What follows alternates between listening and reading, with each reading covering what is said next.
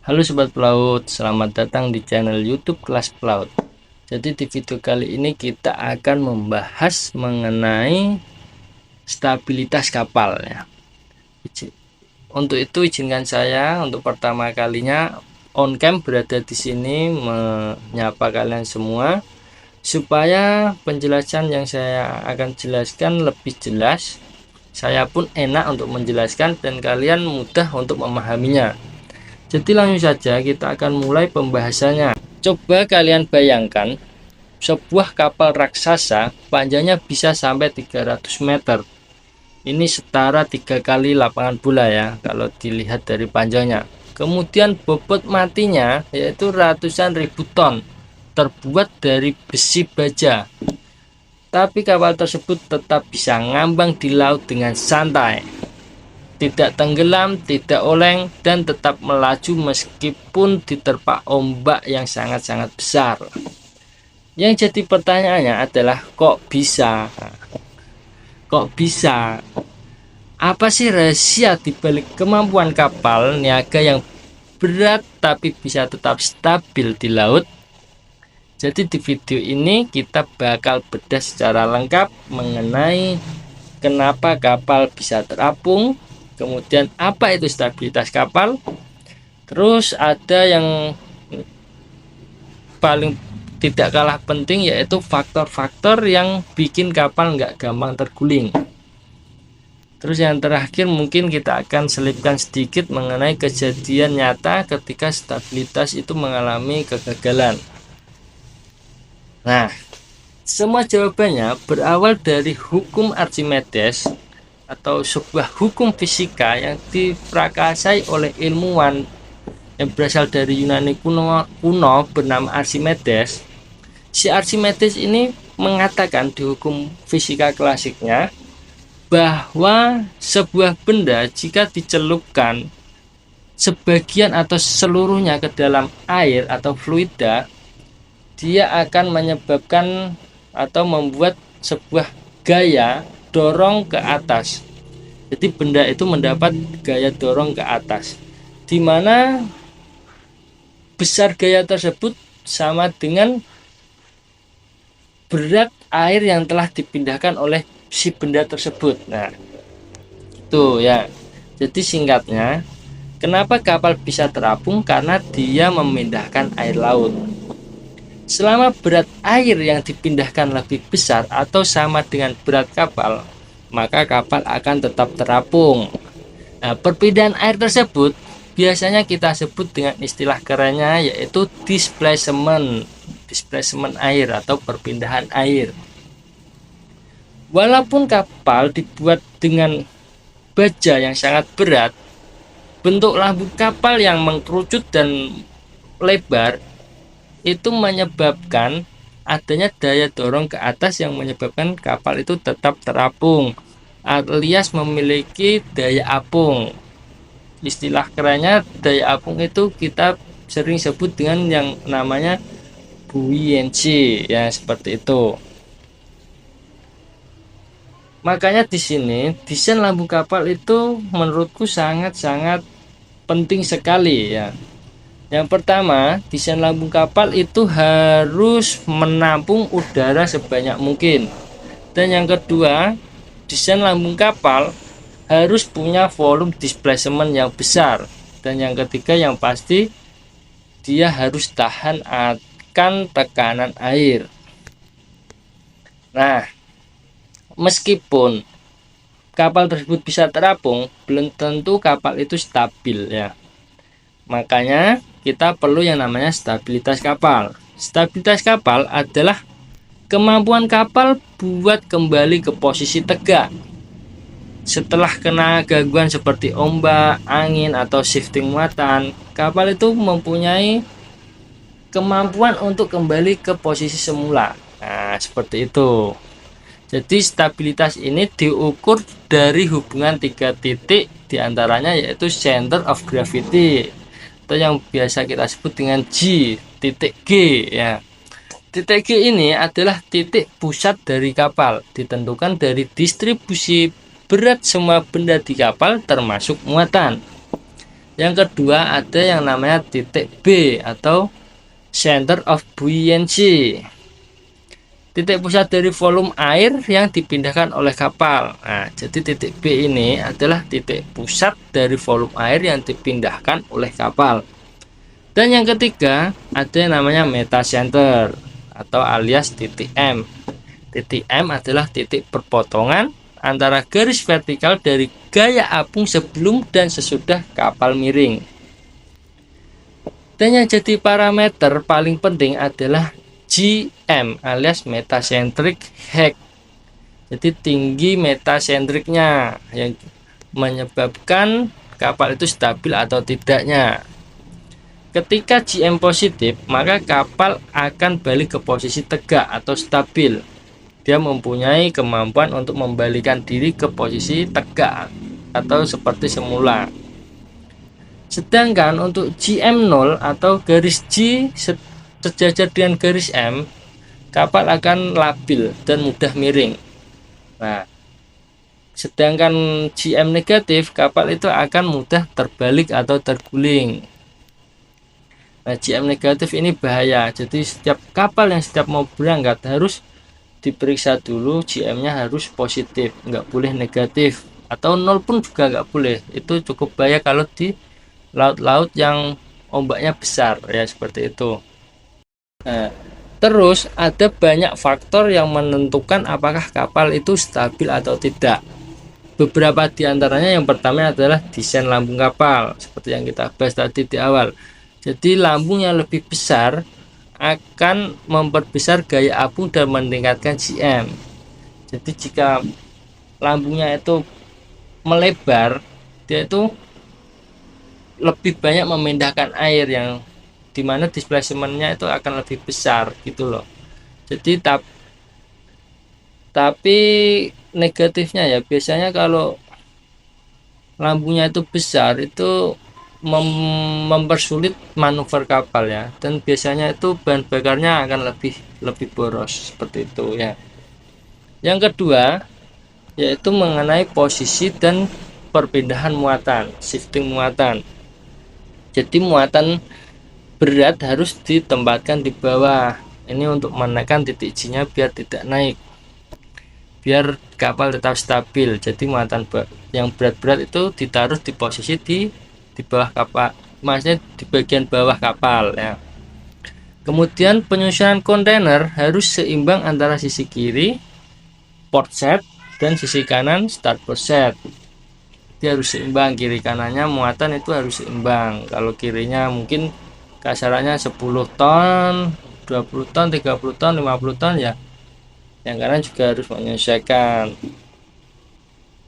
Kemudian posisi vertikal muatan menentukan posisi G. Semakin tinggi muatan, berat G naik, GM turun, stabilitas menurun ya, seperti tadi yang dibilang ya.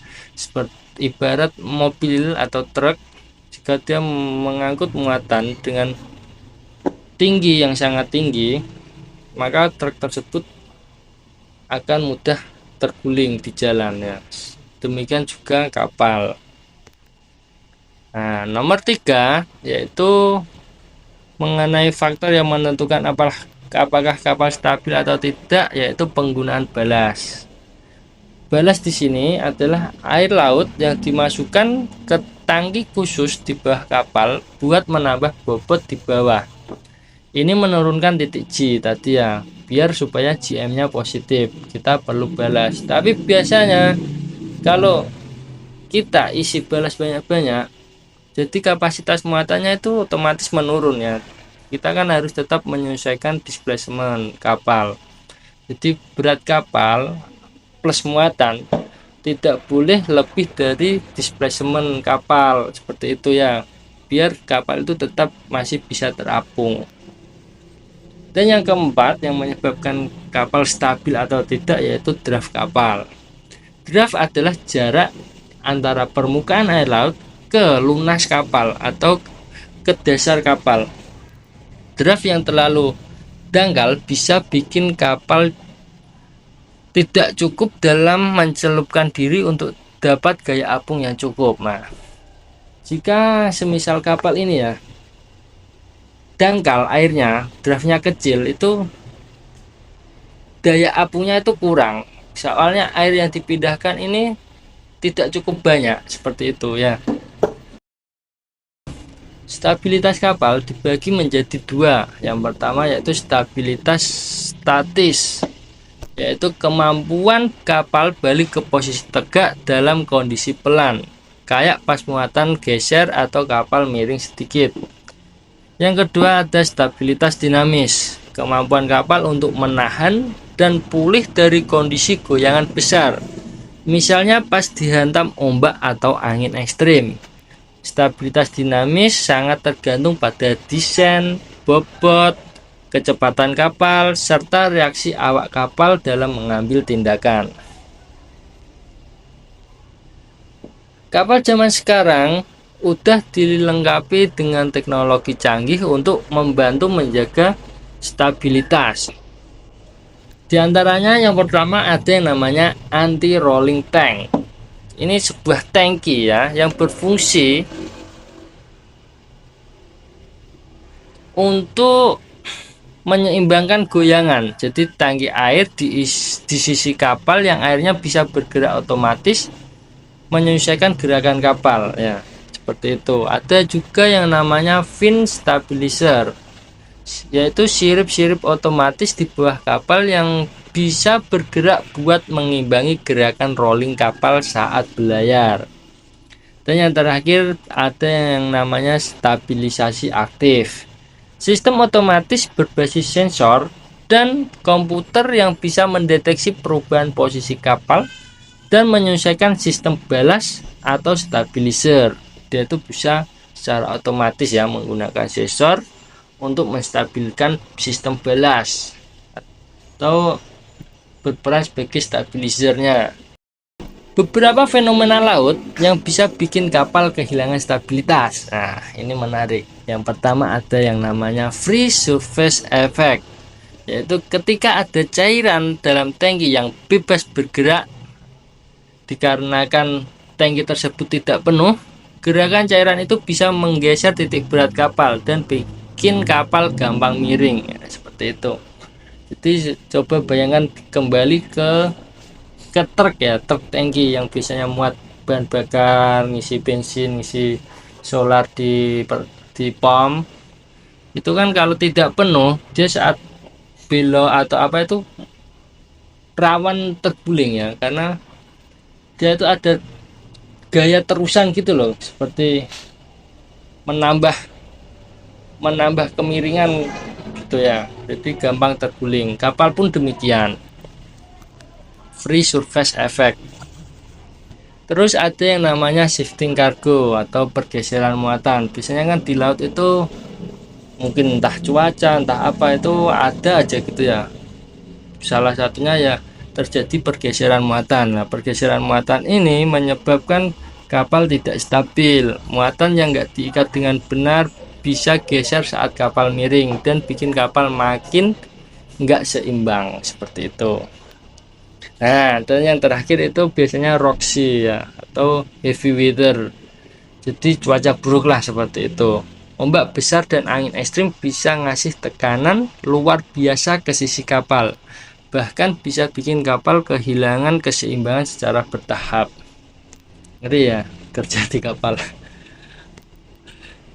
Nah, lanjut ke salah satu contoh nyata dari kegagalan stabilitas kapal adalah kapal Herald of Free Enterprise tahun 1987. Ini sebuah kapal feri ya. Jadi kapal feri ini tenggelam hanya beberapa menit setelah meninggalkan pelabuhan di Belgia. Penyebab utamanya yaitu pintu ram depan lupa ditutup. Air masuk ke dek mobil, free surface effect parah, kapal langsung miring dan terbalik. Kejadian ini jadi pelajaran penting tentang pentingnya pengaturan muatan, penutupan bukaan kapal, dan pengecekan stabilitas sebelum kapal berlayar.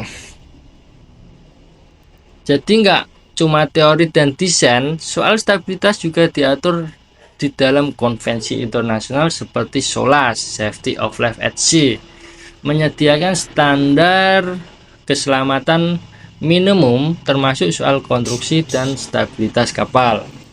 Kemudian ada yang namanya Intake Stability Code oleh IMO. Jadi Intake Stability Code ini mengatur batas minimum stabilitas kapal agar tetap aman dan berbagai kondisi operasional. Semua kapal niaga wajib punya dokumen stability booklet yang disiapkan oleh naval arsitek dan diverifikasi oleh badan klasifikasi. Dan sebagai penutup seperti ini ya. Jadi teman-teman, kapal itu bisa terapung dan tetap stabil di tengah samudra bukan karena sihir, tapi karena ilmu ya. Mulai dari prinsip Archimedes, desain lambung, pengaturan muatan, sampai teknologi canggih, semua berperan menjaga kapal tetap tegak seperti itu. Tanpa stabilitas, kapal bukan cuma nggak nyaman, tapi juga bisa sangat berbahaya. Makanya setiap pelaut harus ngerti betul tentang stabilitas, karena ini adalah fondasi keselamatan di laut ya, fondasi keselamatan di laut. Jadi cukup sekian video kali ini. Kalau kamu suka pembahasan seputar dunia pelayaran dan maritim, jangan lupa like, komen, dan subscribe ya. Kasih tahu juga di kolom komentar topik apa lagi yang mau kamu gali bareng kita. Sampai jumpa di video berikutnya, dan ingat, stabilitas bukan cuma soal kapal, tapi juga soal hidup. Jaga keseimbangan, tetap tenang di tengah badai. See you and out.